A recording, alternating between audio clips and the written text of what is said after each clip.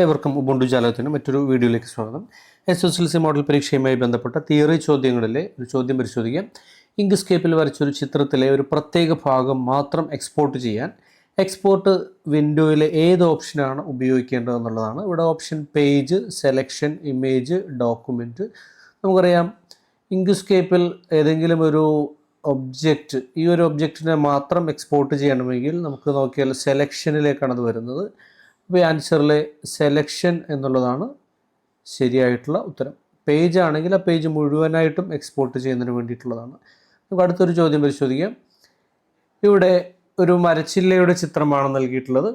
അപ്പോൾ ഈ മരച്ചില്ലയുടെ ചിത്രത്തിനെ മൂവ് ചെയ്ത സമയത്ത് അത് വേർപെട്ട് അതിൻ്റെ ലീഫ് മാത്രം നിൽക്കുകയും അതിൻ്റെ സ്റ്റെമ്മ് മറ്റൊരു ഭാഗത്തേക്ക് മാറുകയും ചെയ്തു. അപ്പോൾ അത് ഗ്രൂപ്പായി നിൽക്കാത്തത് കൊണ്ടിട്ടാണ് അങ്ങനെ സംഭവിച്ചത്. അപ്പോൾ അങ്ങനെ നീക്കുന്നതിന് മുൻപ് ഇതിനെ ഗ്രൂപ്പാക്കുന്നതിന് വേണ്ടിയിട്ടുള്ള ഓപ്ഷൻ ഏതാണെന്നുള്ളതാണ്. ഇവിടെ ഷോർട്ട് കട്ടാണ് നമുക്ക് വേണ്ടത്. Shift+G ആണോ, Alt+G ആണോ, Ctrl+G ആണോ, Tab+G ആണോ, ഇതിലേതാണ് നമുക്കത് പരിശോധിക്കാം. ഓക്കെ, ഒബ്ജക്റ്റ് ഗ്രൂപ്പ് എന്ന ഭാഗത്തേക്ക് വന്നു കഴിഞ്ഞാൽ ഇതിൻ്റെ റൈറ്റ് സൈഡിൽ കാണാം Ctrl+G ആണ്. അപ്പോൾ ആൻസർ Ctrl+G, C ആണ് ശരിയായിട്ടുള്ള ഉത്തരം. അടുത്തൊരു ചോദ്യം പരിശോധിക്കാം. ഇങ്ക്സ്കേപ്പിൽ തയ്യാറാക്കുന്ന ഒരു പോസ്റ്ററിന് ചിത്രത്തിലേതുപോലെ ഒന്നിലധികം നിറങ്ങൾ ലയിപ്പിച്ചുകൊണ്ട് ഒരു ഗ്രേഡിയൻറ്റ് കൊടുക്കാൻ വേണ്ടിയിട്ട് ഏത് ഓപ്ഷനാണെന്നുള്ളതാണ്. ഇവിടെ ക്രിയേറ്റ് റെക്ടാങ്കിൾ ആൻഡ് സ്ക്വയർ, അത് ഉപയോഗിച്ച് നമുക്ക് സ്ക്വയർ ആണ് നിർമ്മിക്കാൻ പറ്റുക. ക്രിയേറ്റ് സ്റ്റാർസ് ആൻഡ് പോളിഗൺസ് ഉപയോഗിച്ച് സ്റ്റാറും അതുപോലെ മറ്റ് പോളിഗണുകളാണ് നിർമ്മിക്കാൻ പറ്റുന്നത്. ക്രിയേറ്റ് ആൻഡ് എഡിറ്റ് ഗ്രേഡിയൻറ്റ്, നമുക്കൊന്ന് പരിശോധിക്കാം. ഇവിടെ ഒരു റെക്ടാങ്കിൾ വരച്ചിട്ടുണ്ട്. ഇവിടെ നിന്ന് നമുക്ക് create and edit gradient click ചെയ്തതിന് ശേഷം നമുക്കതിങ്ങനെ അതിൻ്റെ ആ ഗ്രേഡിയൻറ്റ് അഡ്ജസ്റ്റ് ചെയ്യാനായിട്ട് കഴിയുന്നുണ്ട്. അങ്ങനെ ഗ്രേഡിയൻറ്റ് അഡ്ജസ്റ്റ് ചെയ്യാൻ കഴിയുന്നു. അപ്പോൾ answer option C, create and edit gradients എന്നുള്ളതാണ്. അടുത്ത ഒരു ചോദ്യം പരിചയപ്പെടാം. ഇങ്ക്സ്കേപ്പിലെ രണ്ട് ഒബ്ജക്റ്റുകൾ നിർമ്മിച്ചിരിക്കുകയാണ്. ചിത്രം ഒന്നിലേതുപോലെ ഒന്നിനോട് ചേർത്ത് മറ്റൊന്ന് വെച്ചിട്ടുണ്ട്. അതിനെങ്കിൽ കോമൺ ആയിട്ടുള്ള ഒരു ഭാഗം മാത്രം കട്ട് ചെയ്ത് കിട്ടുന്നതിന് വേണ്ടി, അതായത് ചിത്രം 2 കിട്ടുന്നതിന് വേണ്ടി ഇവിടെ ഏത് ഓപ്ഷനാണ് ഉപയോഗിക്കേണ്ടത് എന്നുള്ളതാണ്. Union, difference, intersection, division. നമുക്കൊന്ന് പരിശോധിക്കാം. ഇപ്പോൾ ഈ 2 ഒബ്ജക്റ്റുകൾ കൂടെ സെലക്ട് ചെയ്ത ശേഷം പാത്തിലെ യൂണിയൻ എന്നത് ക്ലിക്ക് ചെയ്ത് കഴിഞ്ഞാൽ അത് മുഴുവനായിട്ടും ഒരേ കളറിലേക്കാണ് വരുന്നത്. ഇപ്പോൾ യൂണിയൻ അല്ല ആൻസർ. നമുക്ക് അടുത്ത ഓപ്ഷൻ നോക്കാം. പാത്തിലുള്ള ഡിഫറൻസ് നോക്കുകയാണെന്നുണ്ടെങ്കിൽ ആ ഒബ്ജക്റ്റിന് ശേഷമുള്ളതാണ് കട്ട് ചെയ്ത് വരുന്നത്. അപ്പോൾ അതല്ലേ ആൻസർ. ഇനി അടുത്തത് നമുക്ക് ഓപ്ഷൻസിൽ കൊടുത്തിരിക്കുന്നത് ഇൻ്റർസെക്ഷനും ഡിവിഷനുമാണ്. നമുക്ക് രണ്ടും സെലക്ട് ചെയ്തതിന് ശേഷം പാത്തിലെ ഇൻ്റർസെക്ഷൻ കൊടുത്തു കഴിഞ്ഞാൽ ആ ഉദ്ദേശിക്കുന്ന ഭാഗം മാത്രം, ആ കോമൺ ആയിട്ടിരുന്ന ഭാഗം മാത്രം ലഭിച്ചിട്ടുണ്ട്. ആൻസർ എന്ന് പറയുന്നത് സി ആണ്. ഡിവിഷൻ എന്താണെന്ന് കൂടി നമുക്ക് പരിശോധിക്കാം. ഇപ്പോൾ ഇവിടെ ഒരു ഒബ്ജക്റ്റ് വരച്ചിട്ടുണ്ട്. ഒബ്ജക്റ്റിൻ്റെ മുകളിൽ കൂടെ ഒരു ലൈൻ വരച്ചിട്ടുണ്ട്. ഇനി ഇത് രണ്ടും കൂടെ സെലക്ട് ചെയ്തതിന് ശേഷം പാത്തിലുള്ള ഡിവിഷൻ എടുക്കുകയാണെന്നുണ്ടെങ്കിൽ ഇത് 2 പീസായിട്ട് മുറിഞ്ഞു വരുന്നതാണ്. അപ്പോൾ ഇത്തരം ഒബ്ജക്റ്റുകളെ മുറിക്കുന്നതിന് വേണ്ടിയിട്ടാണ് ഡിവിഷൻ ഉപയോഗിക്കുന്നത്. അപ്പോൾ ഇതിൻ്റെ answer C, option C, intersection എന്നുള്ളതാണ്. അടുത്തൊരു ചോദ്യം പരിചയപ്പെടാം. ഇങ്ക്സ്കേപ്പിൽ നിർമ്മിച്ച ഒരു സർക്കിളാണ്. അതിന് സ്ട്രോക്ക് നൽകിയിട്ടുണ്ട്. ആ സ്ട്രോക്ക് പൂർണ്ണമായും നീക്കം ചെയ്യുന്നതിന് ഇതിൽ ഏത് ഓപ്ഷനാണ് എന്നുള്ളതാണ്. Ctrl+Tab+X ക്ലിക്ക് ചെയ്യുക എന്നുള്ളതുണ്ട്. അതുപോലെ തന്നെ കളർ പാലറ്റിലെ X ക്ലിക്ക് ചെയ്യുക എന്നുള്ളതുണ്ട്. അതുപോലെ ചിത്രം സെലക്ട് ചെയ്തതിന് ശേഷം Ctrl+Alt+X എങ്ങനെയാണ് ചെയ്യുക എന്നുള്ളത് നമുക്ക് നോക്കാം. അപ്പോൾ ഇങ്ക്സ്കേപ്പിലേക്ക് വന്ന് ഇതാണ് ആ ഒരു ചിത്രം. ഈ ചിത്രം സെലക്ട് ചെയ്തതിന് ശേഷം നമുക്ക് താഴെ കാണാം കളർ പാലറ്റുകൾ. ഈ കളർ പാലറ്റുകളിൽ വെറുതെ ക്ലിക്ക് ചെയ്യുകയാണെന്നുണ്ടെങ്കിൽ ആ ഒരു നിറമായിരിക്കും അതിനുള്ളിലേക്ക് വരുന്നത്. അതായത് ഫിൽ കളറുകളാണ് മാറി വരുന്നത്. ഇനി ഷിഫ്റ്റ് പ്രസ് ചെയ്തിട്ടാണ് നമ്മൾ ഈ കളറുകളിൽ ക്ലിക്ക് ചെയ്യുന്നതെങ്കിൽ അതിൻ്റെ സ്ട്രോക്കാണ് മാറി വരുന്നത്.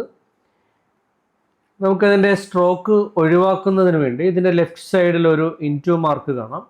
ഇത് വെറുതെ ക്ലിക്ക് ചെയ്യുകയാണെന്നുണ്ടെങ്കിൽ അതിൻ്റെ ഉള്ളിലുള്ള ഫിൽ കളറാണ് മാറി വരുന്നത്. ഷിഫ്റ്റ് പ്രസ് ചെയ്തുകൊണ്ട് ഇതിൽ ക്ലിക്ക് ചെയ്ത് കഴിഞ്ഞാൽ അതിൻ്റെ ബോർഡർ ഔട്ട്ലൈൻ മാറി വരുന്നതാണ്. അപ്പോൾ നമുക്ക് ആൻസർ വരുന്നത് ചിത്രം സെലക്ട് ചെയ്തതിന് ശേഷം ഷിഫ്റ്റ് കീ പ്രസ് ചെയ്തുകൊണ്ട് കളർ പാലറ്റിലെ ഒരു ഇൻറ്റു മാർക്കിൽ ക്ലിക്ക് ചെയ്യുക എന്നുള്ളതാണ്. അപ്പോൾ ആൻസർ ഡി ആണ് ശരിയായിട്ടുള്ള ഉത്തരം. അടുത്തൊരു ചോദ്യം പരിശോധിക്കാം. ഇങ്ക്സ്കേപ്പിൽ ഒരു ഡോക്യുമെൻറ്റിൻ്റെ പേജ് സൈസ്, യൂണിറ്റ്, ഓറിയൻറ്റേഷൻ ഇങ്ങനെയുള്ള ആ ഒരു ക്രമീകരണങ്ങൾ സെറ്റിങ്സ് ചെയ്യുന്നതിനുള്ള ഡോക്യുമെൻ്റ് പ്രോപ്പർട്ടീസ് ലഭിക്കുന്നതിനുള്ള ഷോർട്ട് കട്ട് കീ ഏതാണെന്നുള്ളതാണ് ചോദ്യം. നമുക്ക് ഇങ്ക്സ്കേപ്പിലേക്ക് വരാം. ഇങ്ക്സ്കേപ്പിൽ ഫയലിലാണ് ഡോക്യുമെൻ്റ് പ്രോപ്പർട്ടീസ് ഉള്ളത്. നമുക്ക് നോക്കിയെടുക്കണം. ഷിഫ്റ്റ് Ctrl+D ആണ് ശരിയായിട്ടുള്ള ആൻസർ. Ctrl+S എന്നുള്ളത് സേവ് ചെയ്യുന്നതിനും Ctrl+O എന്നുള്ളത് ഓപ്പൺ ചെയ്യുന്നതിനുമാണ്. ശരിയായിട്ടുള്ള ആൻസർ Shift+Ctrl+D എന്നുള്ളതാണ്. ആൻസർ നമുക്ക് കാണാം Shift+Ctrl+D B ആണ് ശരിയായിട്ടുള്ള ഉത്തരം. അടുത്തൊരു ചോദ്യം പരിശോധിക്കാം. ഇങ്ക്സ്കേപ്പിൽ നിർമ്മിച്ച ഒരു റെക്ടാങ്കിൾ ആണ്. അത് റെക്ടാങ്കിളിനെ മൂവ് ചെയ്ത സമയത്ത് അതൊരു സ്ക്വയറിലേക്ക് വന്നു, അതൊരു സമചതുരത്തിലേക്ക് വന്നു. അപ്പോൾ ഇങ്ങനെ വരാതെ അതിൻ്റെ ഒരു റേഷ്യോ കൃത്യമായിട്ട് മെയിൻറ്റെയിൻ ചെയ്തുകൊണ്ട് അതിനെ മൂവ് ചെയ്യണമെങ്കിൽ, അതിൻ്റെ സൈസ് വ്യത്യാസം വരുത്തണമെങ്കിൽ ഇതിലേത് ഓപ്ഷൻ ക്ലിക്ക് ചെയ്തുകൊണ്ടാണ് ഡ്രാഗ് ചെയ്യേണ്ടതെന്നുള്ളതാണ്. നമുക്ക് ഇങ്ക്സ്കേപ്പിലേക്കൊന്ന് വരാം. അപ്പോൾ ഇതാണ് ആ ഒരു ഒബ്ജക്റ്റ് അതിൻ്റെ ഹാൻഡിൽ വെറുതെ വലിക്കുകയാണെന്നുണ്ടെങ്കിൽ, ഡ്രാഗ് ചെയ്യണമെങ്കിൽ അതിൻ്റെ സൈസ് മാറി വരും. പക്ഷേ കീബോർഡിലുള്ള കൺട്രോൾ എന്ന ഒരു കീ പ്രസ് ചെയ്തിട്ടാണ് ഇത് ചെയ്യുന്നതെങ്കിൽ അതിൻ്റെ ആ റേഷ്യോ ആനുപാതികമായിട്ട് തന്നെ നമുക്കതിൻ്റെ റേഷ്യോ ചേഞ്ച് ചെയ്യാതെ ആ റേഷ്യോ കൃത്യമായിട്ട് നിലനിർത്തിക്കൊണ്ട് തന്നെ അതിൻ്റെ സൈസ് നമുക്ക് വ്യത്യാസം വരുത്താൻ കഴിയും. അപ്പോൾ ഇതിൻ്റെ ആൻസർ എന്നുള്ളത് ഓപ്ഷൻ സി കൺട്രോൾ എന്നുള്ളതാണ്. അടുത്തൊരു ചോദ്യം പരിശോധിക്കാം. നൽകിയിരിക്കുന്ന ഒരു ചിത്രം, ഈ കൊടുത്തിരിക്കുന്ന ഒരു ചിത്രം വരയ്ക്കാൻ ഏറ്റവും സ്യൂട്ടബിൾ ആയിട്ടുള്ള ടൂൾ ഏതാണെന്നുള്ളതാണ്. കാലിഗ്രാഫിക് ടൂളാണോ, ബീസിയർ കർവ് ആണോ, create rectangle and square, create and edit gradients. നമുക്കറിയാം ക്രിയേറ്റ് ആൻഡ് എഡിറ്റ് ഗ്രേഡിയൻസ് ആ ഒരു ഗ്രേഡിയൻറ്റ് രണ്ട് കളറുകളുടെ ഒരു ഫ്യൂഷന് വേണ്ടിയിട്ടാണ്. ക്രിയേറ്റ് റെക്ടാങ്കിൾ ആൻഡ് സ്ക്വയർ എന്നുള്ളത് റെക്ടാങ്കിൾ അല്ലെങ്കിൽ സ്ക്വയറുകൾ വരയ്ക്കാൻ മാത്രമാണ് ഉപയോഗിക്കാൻ കഴിയുക. ബീസിയർ കർവ് ആൻഡ് സ്ട്രൈറ്റ് ലൈനും കാലിഗ്രഫിക്ക്, ഇത് രണ്ട് നമുക്കൊന്ന് പരിചയപ്പെടാം. ഇങ്ക്സ്കേപ്പിലേക്ക് വരുന്നു. ഇവിടെ കാലിഗ്രഫിക് ബ്രഷ് കാണാം. ഈ ബ്രഷ് ഉപയോഗിച്ച് നമുക്ക് ഇങ്ങനെ വരച്ച് അതൊരു പൂർണ്ണ രൂപത്തിലേക്ക് കൊണ്ടുവരുന്നതിന് ശേഷം നമുക്ക് സെലക്ട് ചെയ്തതിന് ശേഷം കളറുകൾ മാറ്റം വരുത്തിയാൽ ആ ഒരു സ്ട്രോക്കിന് മാത്രമാണ്, അതിനുള്ളിലേക്ക് അത് ഫില്ലായി വരുന്നില്ല. നമുക്കിനി ബീസിയർ കർവ് ലൈൻ ഒന്ന് വരയ്ക്കാം. ഇതാണ് ബീസിയർ കർവ് ലൈൻ.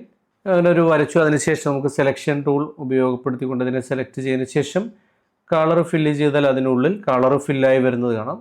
അപ്പോൾ ഇതിൻ്റെ ആൻസർ എന്നുള്ളത് option B draw Bezier curve and straight line എന്നുള്ളതാണ്. അടുത്തൊരു ചോദ്യം പരിശോധിക്കാം. ഇങ്ക്സ്കേപ്പിൽ നൽകിയിരിക്കുന്ന ഒരു ചിത്രം, അതിനെ ഹൊറിസോണ്ടലായിക്കൊണ്ട് ഫ്ലിപ്പ് ചെയ്യുവാൻ ഏത് ഓപ്ഷനാണ് നല്ലത് എന്നുള്ളതാണ്.